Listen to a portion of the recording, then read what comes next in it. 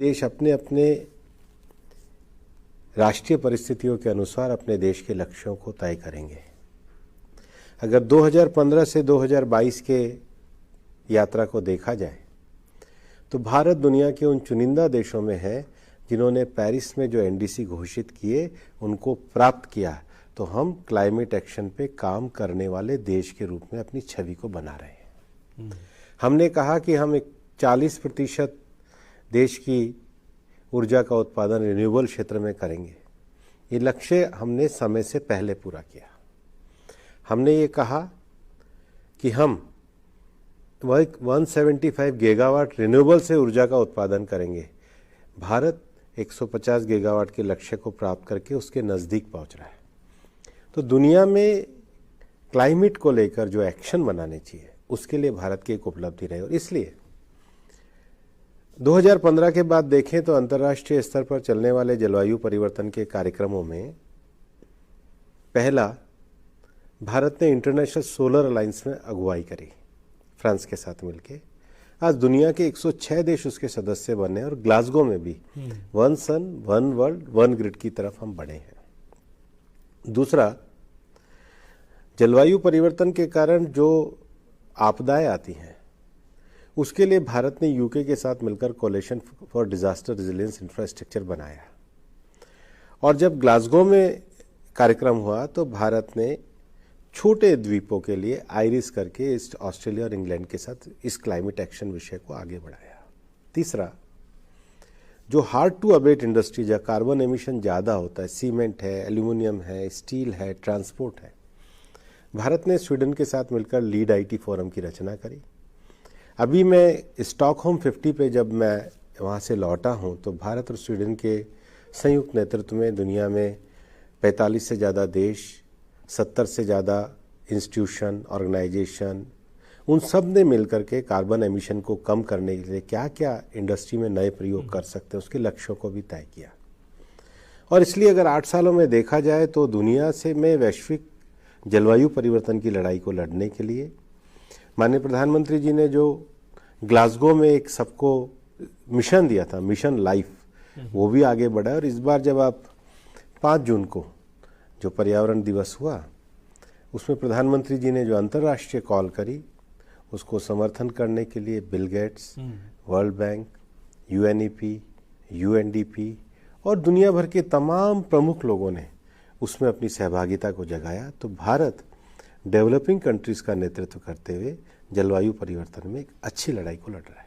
तो आप यहाँ आज कह सकते हैं कि जो COP26 में पंचामृत का संदेश दिया था प्रधानमंत्री महोदय ने, उन लक्ष्यों को हम पा जाएंगे 2030 तक? निश्चित रूप से, क्योंकि जो एनडीसीज हमने 2015 में घोषित किए उनको हमने प्राप्त किया है। तो जो पंचामृत, चाहे वो 500 गीगावाट बिजली के उत्पादन का विषय हो, चाहे वो 50% रिन्यूएबल पे जाने का विषय हो, चाहे वो 1 गीगाटन कार्बन एमिशन के क्यूमुलेटिव इफेक्ट को कम करने का विषय हो, चाहे 2070 के नेट जीरो को प्राप्त करने का विषय हो, सरकार की नीति, सरकार की प्रतिबद्धता और सरकार की दिशा पूर्णतया इस बात को आश्वस्त करते कि भारत प्रधानमंत्री जी के घोषित किए हुए पंचामृत के लक्ष्यों को प्राप्त करेगा।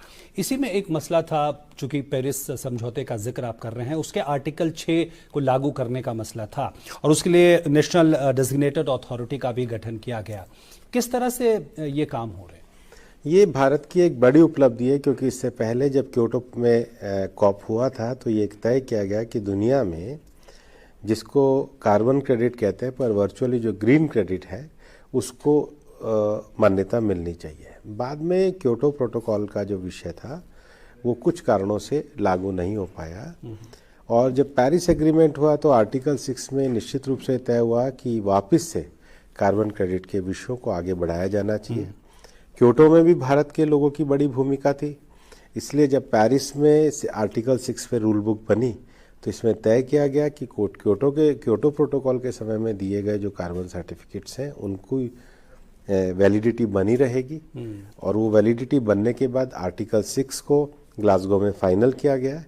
अभी अंतर्राष्ट्रीय स्तर पर भी उसकी जो एक बॉडी बननी है वो बननी है, लेकिन उसके एक्शंस को पूरा करने के लिए हमारे जो स्ट्रेटेजिक विषय हैं, हमारी जो प्रिपरेशन है, हमारी जो तैयारी है वो हमने पूरी करी है। ये तो अंतर्राष्ट्रीय स्तर पे भारत की क्या भूमिका है और किस तरह से बड़े लक्ष्यों तक भारत पहुंच रहा है। अगर हम देश के स्तर पर देखें, विपक्ष ये आरोप लगा रहा है और पूर्व पर्यावरण मंत्री ने भी कहा कि जो पर्यावरण से जुड़े मामले हैं, जो कानून है, उनको कमजोर किया गया है। जोर इस पे है कि ज्यादा से ज्यादा परियोजनाओं को मंजूरी दी जाए। पर्यावरण मंत्रालय का संबंध ईज ऑफ डूइंग बिजनेस से नहीं हो सकता, क्या कहेंगे? सबसे पहली बात है कि पिछले 8 सालों में देश का फॉरेस्ट कवर बढ़ा है। ये किस बात को दर्शाता है? पिछले 8 सालों में जो कंजर्वेशन के जो हमारे हैं, चाहे हमारा प्रोजेक्ट टाइगर है, प्रोजेक्ट एलिफेंट है, हमारे प्रोजेक्ट डॉल्फिन है, हमारे प्रोजेक्ट लॉयन है, सभी की संख्या में बढ़ी है। पिछले 8 सालों में देश में 2,77,000 बायोडायवर्सिटी रजिस्टर बने हैं। जो हमारी वल्नरेबल कम्युनिटी उस पर निर्भर है, उन लोगों के लिए हमारे यहाँ पर एक्सेस बेनिफिट शेयरिंग के लिए और बढ़िया प्रावधान किए गए हैं। हमारे देश ने डेजर्टिफिकेशन में, अभी पिछले दिनों कॉप हुआ था वेस्ट अफ्रीका में, कोटे द्वारा, जिसको आइवरी कोस्ट कहते हैं, वहाँ पर भारत ने अपनी प्रेसिडेंसी उनको दी और ये कहा कि जो 100 मिलियन हेक्टेयर ज़मीन जो डेजर्टिफिकेशन की शिकार है, भारत ने उसमें 26 लाख हेक्टेयर ज़मीन जो है उसको वापस से हरा भरा करने के अपने लक्ष्य को भारत पूरा करने जा रहा है। तो हमारे जो भी वक्त, चाहे बायोडायवर्सिटी के संबंध में है, रिन्यूएबल एनर्जी के उत्पादन के संबंध में है, वाइल्ड लाइफ कंजर्वेशन के संबंध में, अब ये आंकड़े जयराम जी पढ़ना नहीं चाहते तो उनकी तकलीफ है, मेरी नहीं है। तो औद्योगिकीकरण की और विकास की बड़ी तेज रफ्तार चल रही है, तो ऐसे में क्या एक दबाव रहता है मंत्रालय पे कि जो परियोजनाएं उनको जल्दी से जल्दी ग्रीन सिग्नल दिया जाए? परियोजनाओं के सारे मानकों को देखा जाता है, परियोजनाओं के मानकों के आधार पे उनको आगे बढ़ाया जाता है। हमें विकास और पर्यावरण का संतुलन चाहिए और इसलिए हम इस बात पे संतोष करते हैं, जो अभी पिछली भी फॉरेस्ट सर्वे की रिपोर्ट आई है कि देश का फॉरेस्ट कवर भी बढ़ा है और विकास भी हुआ है, उसमें विरोधाभास का है। इथेनॉल और उसकी ब्लेंडिंग की बड़ी चर्चा है और बार बार भारत ये कह रहा है कि हम ईंधन के मामले में भी BS4 से सीधे BS6 तक पहुंचे। इथेनॉल ब्लेंडिंग का लक्ष्य पिछले दिनों हासिल किया गया। प्रधानमंत्री ने पर्यावरण दिवस के दिन इसकी घोषणा की। क्या 2025 का जो लक्ष्य बनाया गया है, जहां तक इथेनॉल की बात है, उसको लेकर हम उस सही दिशा में बढ़ रहे हैं? बिल्कुल सही दिशा में बढ़ रहे हैं। आप ये देखिए कि मैंने प्रधानमंत्री जी ने जो वक्तव्य 5 तारीख को दिया था, 2014 में जब हम सरकार में आए थे तो देश में एथेनॉल ब्लेंडिंग केवल 1.5% थी और आज वो 10% हो गई। लक्ष्य को भी 5 महीने से पहले पूरा किया है और इससे देश में 40,000 करोड़ रुपए का जो आयात था उसकी निर्भरता कम हुई है और 40,000 करोड़ रुपया किसानों को आय में निश्चित रूप से उनको गया है और उसके साथ ही साथ देश कार्बन एमिशन को भी कम करने में कामयाब हुआ है। तो ये तो बड़ी उपलब्धि है।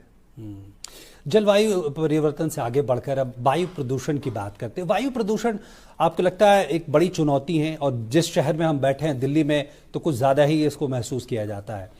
क्या काम हुआ है इसको लेकर, वायु प्रदूषण को लेकर? National clean air mission programme ये सरकार के द्वारा एक बड़े प्रोजेक्ट को शुरू किया गया है। इसके लिए हम लोगों ने अभी रीजनल कॉन्फ्रेंस भी करी है। दिल्ली में अगर देखा जाए तो जो इन कांग्रेस के समय के, मतलब जो अगर 10 सालों में देखा जाए तो लगभग 6-7 काम हुए हैं। पहला, वायु प्रदूषण का सबसे बड़ा जो कारण है वो व्हीकल पॉल्यूशन है और उसमें हम लोगों ने BS4 से BS6 पे दिल्ली पे लेके गए हैं, पहला विषय। दूसरा, व्हीकल जो ट्रांसपोर्टेशन का दिल्ली में आता है उसको निजात पाने के लिए पूरा वेस्टर्न एक्सप्रेस हाईवे और ईस्टर्न एक्सप्रेस हाईवे, ताकि पूरा ट्रैफिक बाहर से निकलने का काम हुआ, उसकी भी एक राहत का विषय हुआ है।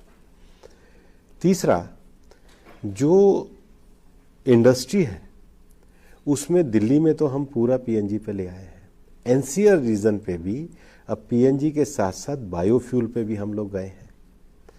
चौथा, पराली का जो विषय आता था उसके लिए मंत्रालय ने कदम लिए और पिछली बार भी जो NTPC ने टेंडर निकाले ताकि किसानों का ये जो पराली है इसका अगर वैल्यू हो जाएगा, ये बायोफ्यूल में कन्वर्ट हो जाएगा, तो NTPC ने टेंडर लगा के पिछली बार उसकी खरीद करी। उसके साथ ही साथ इस बार दिल्ली के आसपास के जितने भी इंडस्ट्रियल एरिया है उसमें भी हमने बायोफ्यूल को के लिए प्रयोग करने की अनुमति दी है। सरकार के द्वारा भी बायोफ्यूल की पॉलिसी लाई है और जो सबसे अंतिम बात है, जो हजार्डियस वेस्ट है, जो अवशिष्ट कचरा जलता है, जिसके कारण ये पूरा विषय रहता है, उसके लिए भी सरकार के द्वारा अनेक नियम लगाए गए हैं। सबसे बड़ा विषय जो है कि जो एयर पोल्यूशन है, ये एयर शेड ज्योग्राफिकल बाउंड्री से बाहर का होता है। ऐसे में एक एनसीआर के लिए समन्वित एक ऐसी संस्था बनाने की जरूरत थी जो एयर शेड को पहचान करे, आइडेंटिफाई करे, एनसीआर के राज्यों के साथ कोऑर्डिनेशन करे, साइंटिफिक एटीट्यूड को करे। तो सरकार के द्वारा national air quality control authority का गठन किया गया है, जिसमें किसानों के भी प्रतिनिधि हैं, जिसमें उद्योगों के भी प्रतिनिधि हैं, जिसमें सरकारों के भी प्रतिनिधि हैं, जिनके पास एक साइंटिफिक अप्रोच है। उन्होंने पूरा एक मैनेजमेंट एक्शन प्लान को भी तैयार किया है और उसको पूरी तरीके से लागू कर रहे हैं। लेकिन अभी भी जब WHO की रिपोर्ट आती है, सबसे प्रदूषित शहरों की सूची आती है, तो उसमें भारतीय शहरों की संख्या काफ़ी होती है। ये चिंतित करती है आपको? WHO की जो रिपोर्ट है वो WHO की रिपोर्ट गाइडेंस वाली है। हम सब जो नॉलेज शेयरिंग इंस्टीट्यूट है हिंदुस्तान के, IIT वगैरह, उनके माध्यम से कर रहे हैं